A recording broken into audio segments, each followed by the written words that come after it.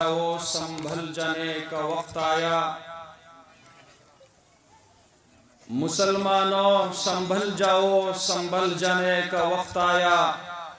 बहुत सोए हुए हो तुम, अब होश आने का वक्त आया। जहां से 313 चले थे तुम मुसलमानों, इन्हीं माजी के राहों पे पलट जाने का वक्त आया।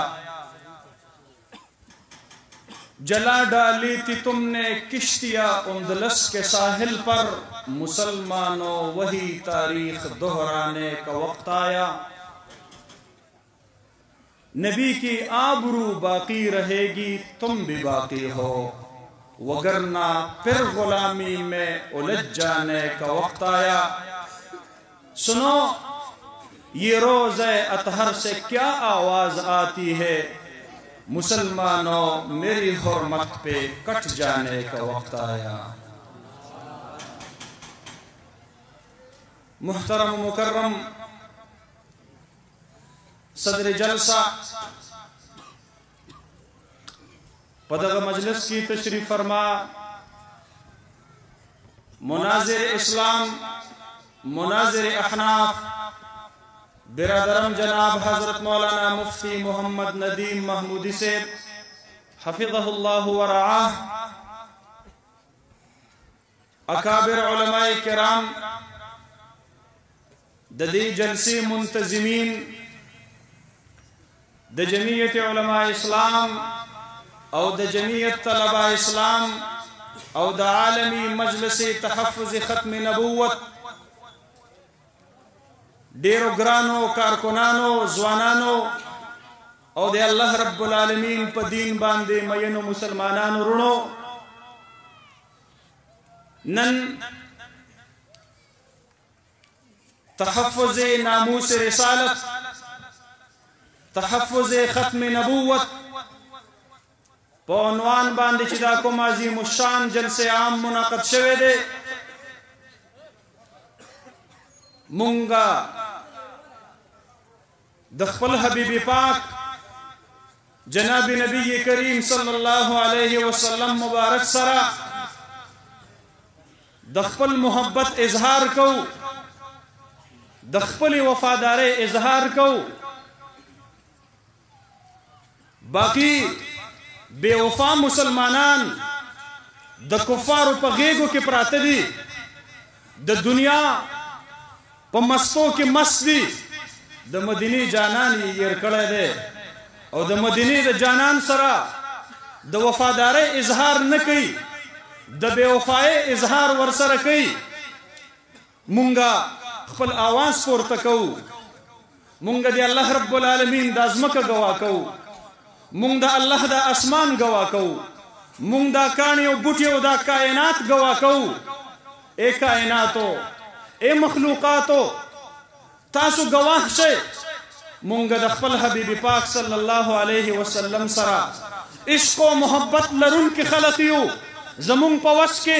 नन सिर्फ रागुंडी दल्ली,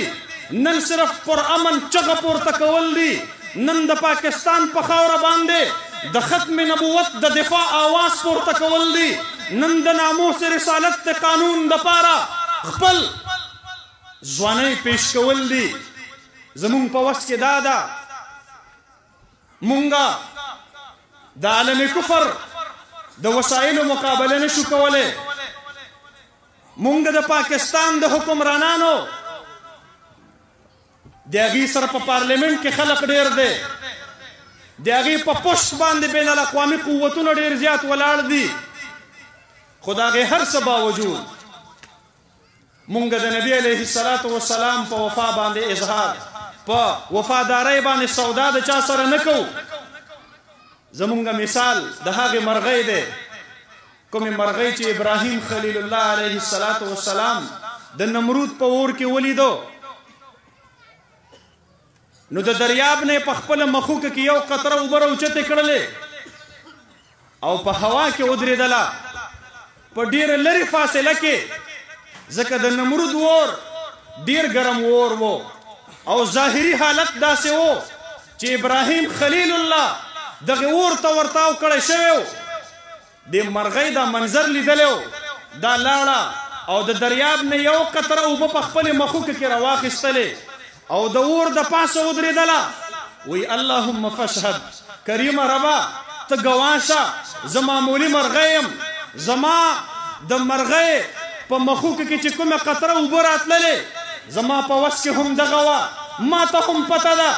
چې زما په دغه یوه قطره اوبو باندې د ابراهیم خلیل الله باندې د نمرود اور نه مړ کیږي ربا زه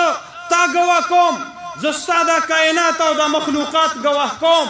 چې زما ستا ابراهیم خلیل الله په دې اور باندې نه دی پیرزو زما په اور باندې نه سود کیږي زه پې خفه یم زه په دې یو قطره اوبو باندې د خپل زړه د خفګان اظهار کوم زه د خپل طرف نه په دې نمرودي او ابراهیمي صفونو کې د ابراهیم علیه السلام د صف انتخاب کوم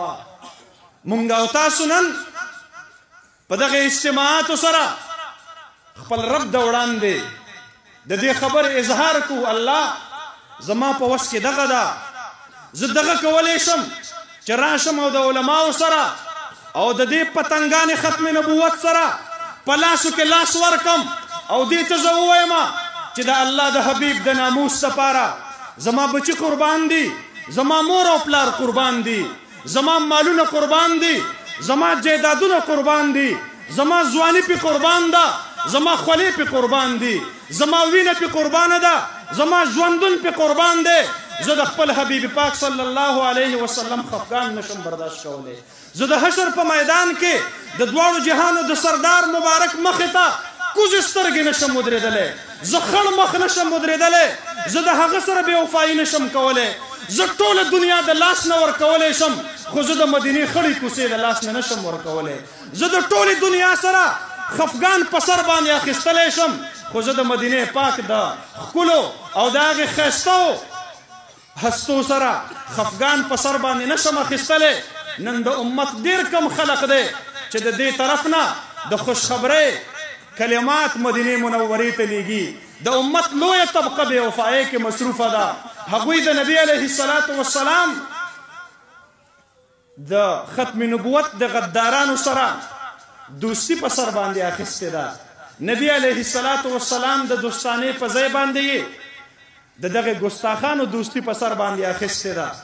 الله دا نه خوښوي الله رب العالمین دا نه خوښوي قرآن کریم کې واقعه الله رب العالمین را نقل کړې ده د هغې واقعې متعلق الله رب العالمین آیتونه نازل کړي دي عقبه ابن ابي معيط چې هغه به نبی علیه السلام مبارک ته په ابتدا کې ډېر لوی تکلیف رسولو او مسلم شریف کې دا حدیث مبارک مې بله ورځ د نظر نه تیر شو د دواړو جهانو سردار مبارک عبدالله ابن مسعود رضی الله عنه فرمایي وی زه مکه مکرمه کې موجودم ابو جهل د بیت الله نه غیر چاپیره طواف کو د دواړو جهانو سردار مبارک یې ولیدلو چې په سجده باندې پروت دی نو ابو جهل آواز وکړو من یأتینی بصلا جزور مونږ ته به څوک د هغې علالو شوو اوښانو د هغې هغه ګندګیانې راوړي د هغې هغه لرې به راوړي د هغې پریوانونه به راوړي د هغې هغه کلمې به راوړي فنزعه على کتفی محمد صلی الله علیه وسلم چې مونږ د دواړو جهانو د سردار مبارک په دې اوږو باندې ورواچو او د ده دا سر هم دقه شانتې په سجده باندې لاندې پاتې شي د سر د دې ګندګۍ نه نشي راپورته کولی وی دا عقبه ابن ابي معيط بدبخته پاسېدله او ده ووی چې دا خدمت به زه وکړم دی لاړ او هغه ګندګي راوړله او د نبي علیه السلام مبارک په سر مبارک باندې د پاسه ور واچوله حضرت فاطمه رضی الله عنها خبر شوله وهي جویریه او دا په هغه وخت کې ماشومه جنۍ وه نو دې رامنډې کړلې او د نبي علیه السلام حالت چې ولیدلو نو هغه ګندګي ترېنه لرې کړله او ډېر زیات د غصې اظهار یې وکړو نبي علیه السلام په هغه ځای کې ډېر زیات د خفګان اظهار وکړو دغه عقبه ابن ابي معيط څه وخت پسې دا زړه نرم شو او په زړه کې راغله چې نبی علیه الصلاة والسلام مبارک له دعوت او مېلمستیا کومه د مکې نور کفار هم راوغوښتل یو دسترخوان باندې د نبی علیه السلام سره کېنول د دواړو جهانو سردار مبارک د خوراک نه انکار وکړو عقبه ابن ابي معيط ورته وایي ولې نه خورې نبی علیه الصلاة والسلام ورته فرمایي زه په دې خوړلو نه خوشحالیږم زما د خوشحالۍ کلمه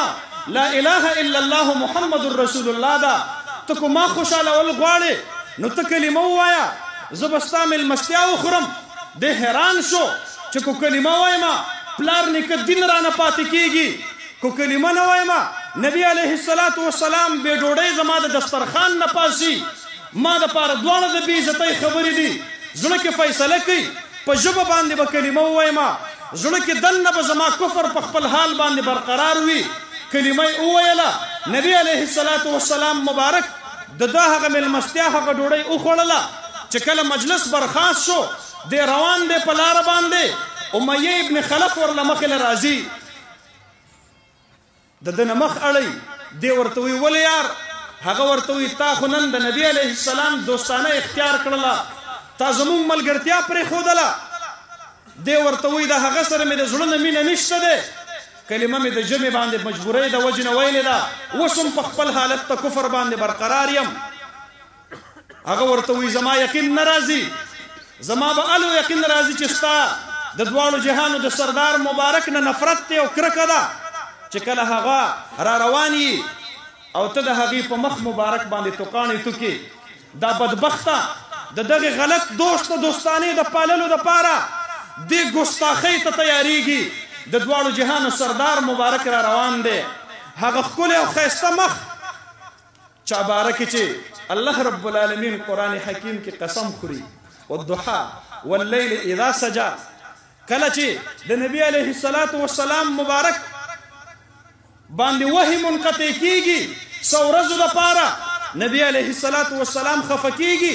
الله رب العالمین آیتونه نازلوي والضحا واللیل اذا سجا ما ودعك ربك وما قلا هغه عظیم ښکلی مخ چې د هغې